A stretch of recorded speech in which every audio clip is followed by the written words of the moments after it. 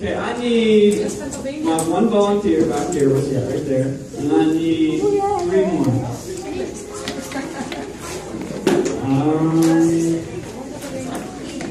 Take you in the black shirt, you in the black shirt, and you.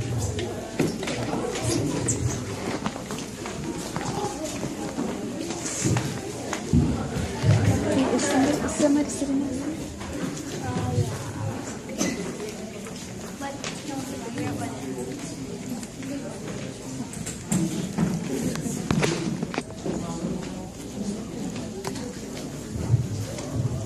So the worship leaders had no idea I was actually going to speak on let go and let God today.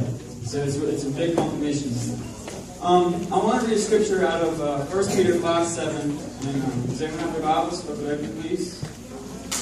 1 Peter 5:7. It's almost in the back of your Bible.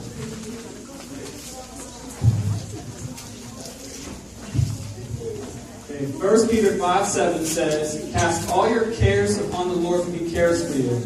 The word care, it can be translated to anxiety.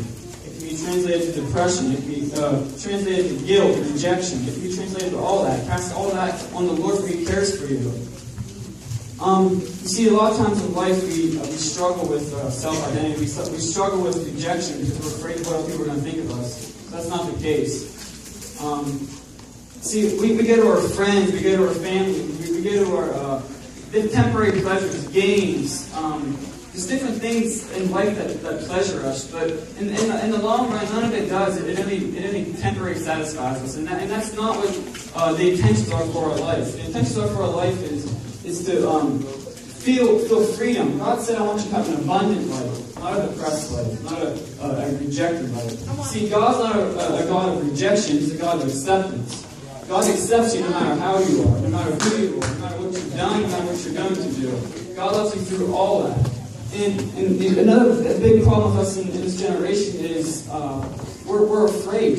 We're afraid to take a step of faith. We're so held down with our burdens and our hurts of past mistakes, of what we've done yesterday, and what we're about to do tomorrow. We might have a test tomorrow, or we might have had a bad grade, or we're afraid to go home because we're afraid what our parents are going to do and not love us. But that's not the case. I'm here today to tell you that God loves you more than anyone in your life can love you. He came to give you life and life abundantly. One of you guys come here, please. You right there. Number 3.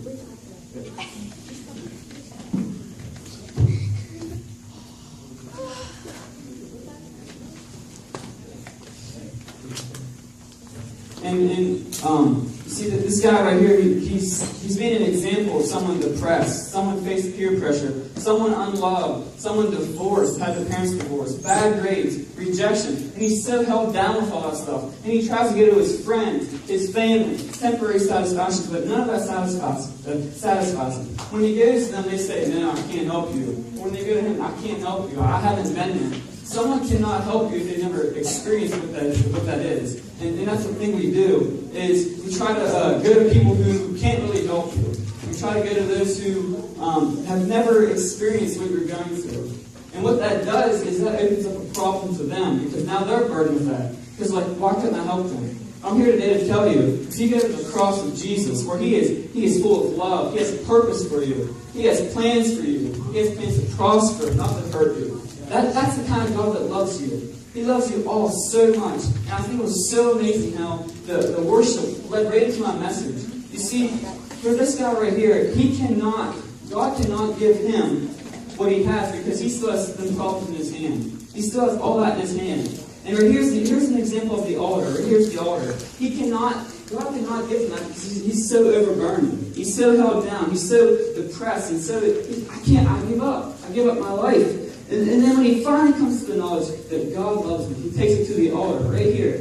And he's like, "Okay, God, I cast all my cares, all my depression, all my peer pressure, all my bad grades, all my failures, all my flaws. Lord, you love me, God, and I accept who you are, God." And when he gets that, then he releases that. And he throws it down and says, "God, I give it all to you." He gives it all to God, and God's like, "Here's my love."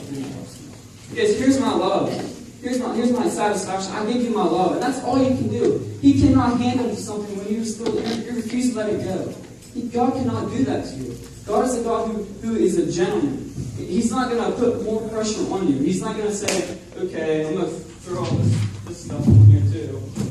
And then it's so piled up. That's not how it works. God's intention is for you to cast this on Him, for He cares for you. Yeah. Yes, your teachers can help you to a certain extent, but in all reality, they cannot help you the way God helps you. God says, cast your cares on me, because I care for you.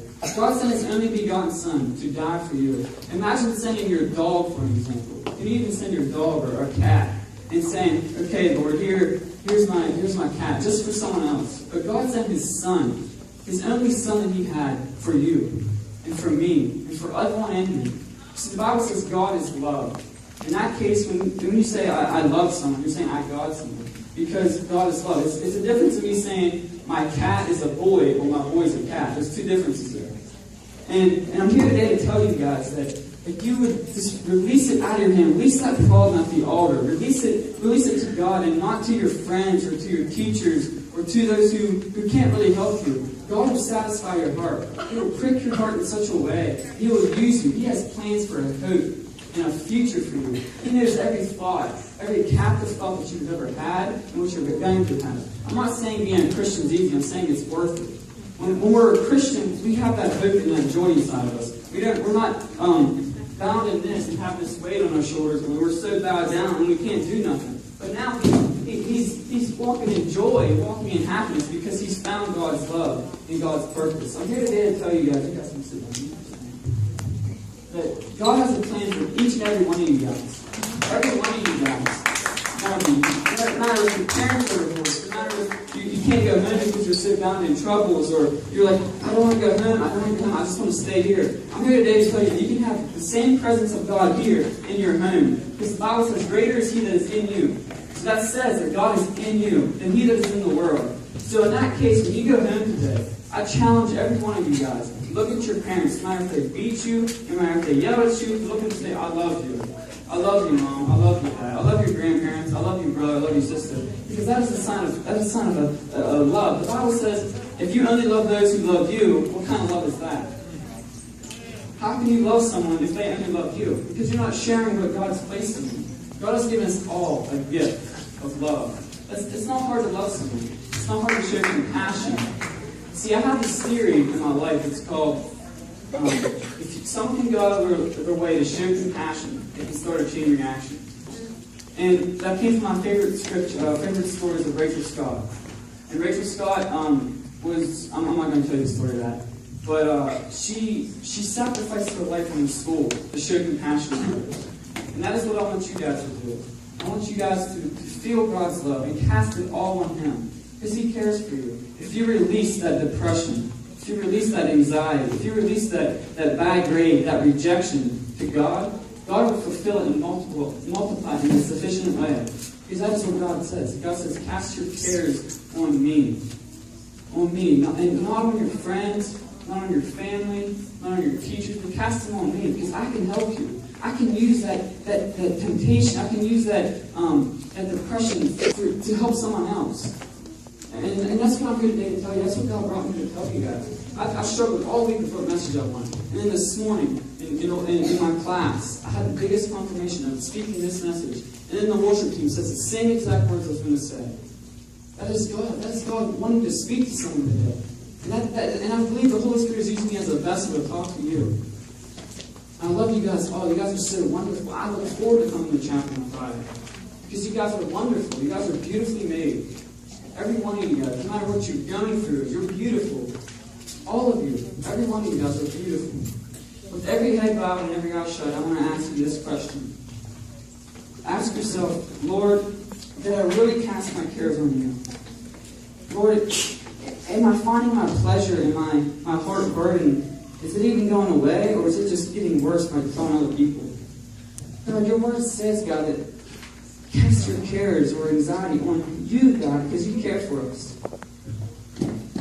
Ask yourself, am I tired of being bound in this? Am I tired of not being your home? Am I tired of not feeling love? Am I tired of this? I want to ask you that God can help you.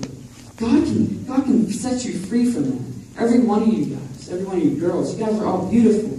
And God has plans for you. So like I said, if every head bowed and every eye shut, I want to ask you, will you cast your cares on Him today?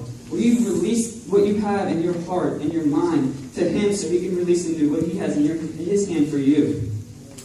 Every one of you guys. So if that is you today, and you say, yes, I want to cast my cares on you. I want to ask you, Lord, to take this away from me. And I'll let go of my anxiety. I'll let go of my problems and my hurt to you, God, because you care for me. If that's you today, I want you to slip your hand up on the count of 3.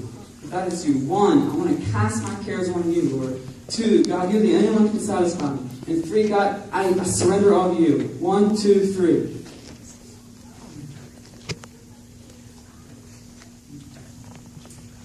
Okay, Lord, I want you guys to say a simple prayer. Everyone who raised their hand, stand up. I want you all to stand up. Because God calls everyone publicly. So I want you to say this. Lift both your hands. Everyone who stood up, lift both your hands. And say, Lord Jesus, I cast my cares on you. God, you love me. And I love you. Lord, you fulfill my heart. You released my anxiety. You freed my mind. And you set me free. Lord, today, I confess to you that I need you. And I want you. And you're the only one who can take away my pain. Take away my guilt. And most of all, take away of rejection. Lord, I thank you. And Satan, I rebuke you. Say it again, I rebuke you. Say it again, I rebuke you. You have no control over me. In the name of the Father, the Son, and the Holy Spirit, I love you. In Jesus' name, amen.